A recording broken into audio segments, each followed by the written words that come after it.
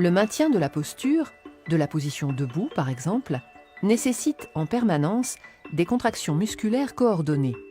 Pour la plupart, ces contractions sont involontaires et font intervenir un mécanisme appelé réflexe myotatique. Le réflexe myotatique est une contraction réflexe d'un muscle, autrement dit automatique, déclenchée par son propre étirement. C'est ce type de réflexe qui est déclenché par le médecin lorsqu'il frappe un coup sec sur un tendon musculaire, étirant ainsi le muscle qui, en réponse, se contracte brutalement.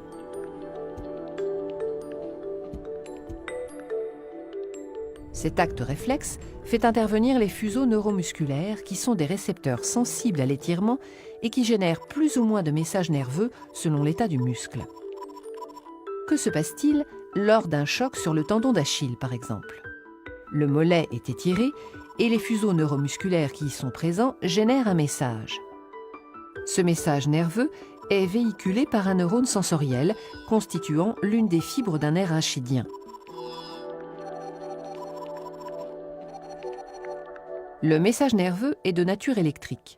Il correspond à des variations de la polarité membranaire du neurone qui le véhicule, générées par des échanges d'ions. Il est constitué de signaux nommés potentiels d'action. C'est la fréquence des potentiels d'action qui code le message.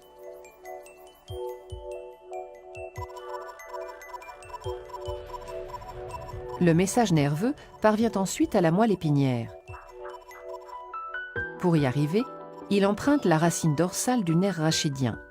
Là, il est traité dans la substance grise, de manière à générer ou non une réponse.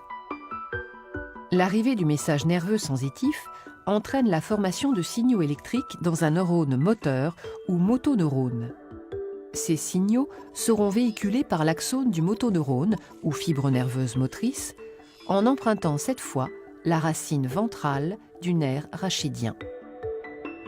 Le message nerveux moteur transite ensuite tout le long de cette fibre nerveuse jusqu'au mollet.